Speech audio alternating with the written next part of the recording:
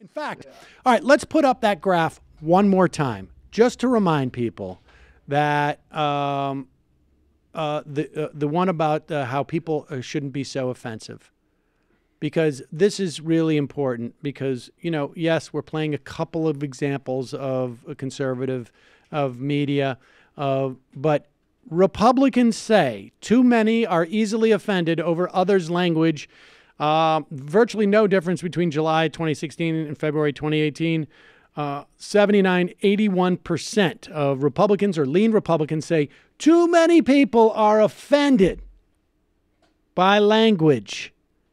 And here is Brian Kilmeade, Fox and Friends, hopping on to his radio program to both complain that he's offended by the language and to, I don't know, basically hint that maybe there's a secret cabal of really powerful people that we're not aware of.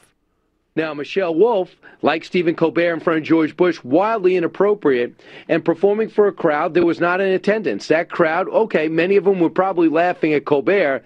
Very few, I can tell you, were laughing at Michelle Wolf, cringing more than likely, because there was a victim. With comedy, the victim should be powerful people. They shouldn't be Kellyanne Conway and Sarah Huckabee Sanders. And if you're going to mock them, you have fun with it, but you don't make fun of them. Okay, first off, I should tell you folks that he apparently does not know what the word mocking means. Mocking means making fun of someone or something in a cruel or derisive way. So it's very hard to mock someone and make it not be about them. To be fair, Ducey could have convinced him that that's what the word meant. That's right. So this whole time while he tortures him in But breath. who is powerful if not the spokesperson for the president of the United States and one of the top advisors of the United States? Definitely stand-up comedians. I mean, who is, honestly, like, who is he thinking about?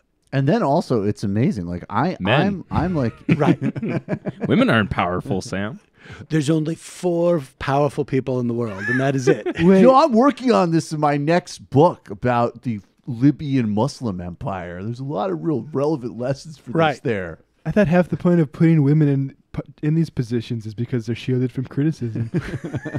That was the whole point. That is, and I thought if you put an ugly woman in there, you'd be doubly indemnified. That's what's so funny when when these like roles are reversed and they're the ones who are saying that there's offensive language, because they're not used to playing the role that they're like kind of have these like hacked together defenses. Exactly. How about him It's all just like a series of buzzwords that they put together. How about and they him don't quite get the syntax correct? How about him accidentally making the case that even like I don't make that comedy's only funny if you're punching up? I mean, I did like a freshman year, like, I don't want them on campus. Like, he literally just did that. Like, comedy's only funny if it afflicts the powerful. I'm Brian Kilmeade. We're gonna and certainly not 2 of the most powerful people in modern American politics would obviously not be punching up. What's her face? Roseanne Barr. Oh, God. She had tweeted out this tweet. Can we pull this tweet up in the midst of this? She had tweeted out, here it is. I'll send it to you. She tweeted out that, here we go, that the first rule of comedy, she wrote, first rule of comedy, never, and it is in caps, because this is the first rule of comedy. Target someone more famous than you who is in the audience. You will lose the entire crowd. Now, look. What? I did stand up for only about maybe 5 years, like in any type of concerted fashion. I know a lot of stand-ups. And I will tell you, the percentage of times that your average stand-up is performing in front of an audience where there is someone who is famous, never mind more famous than you, but just famous at all, is like virtually never. So how this became the first rule of comedy is, I would say this is not only not the first rule of comedy, I would say it's probably like the 57th rule part B. It's in the of comedy. appendix. Right. Yeah. Like if in the very, very unlikely event. Just make sure when you go up there, don't do any crowd work. Don't note famous people on the stage. And for God's sake, don't maintain eye contact with anybody in the audience. These are basic rules of doing stand-up. I have come up with a new first rule. It's the first rule of making up fake first rules of any endeavor. And making up fake first rules, don't predicate that rule on a situation that happens 0.01% of the time in the course of pursuing that endeavor.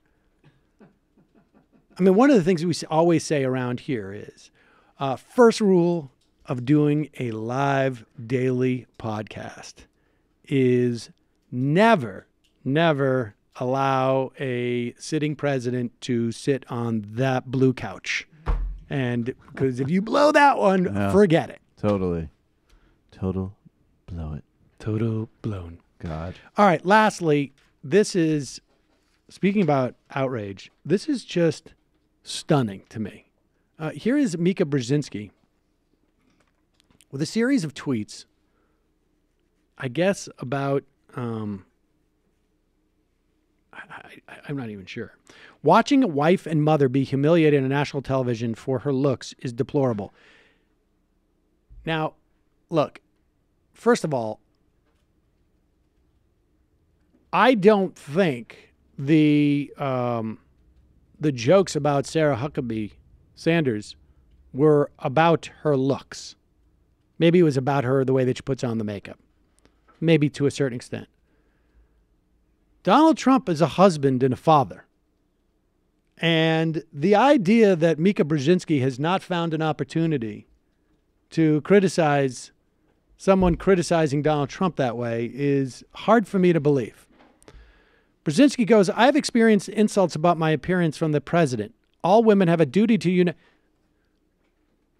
The president tweeting out an insult, a completely non-contextualized insult about you, versus being at a roast, which is what this is. I mean, the White House press correspondents dinner, everybody knows what goes on there. They bring in a comedian to do this type of stuff. The idea that this is analogous is absurd. It was really a metaphor about her news analysis.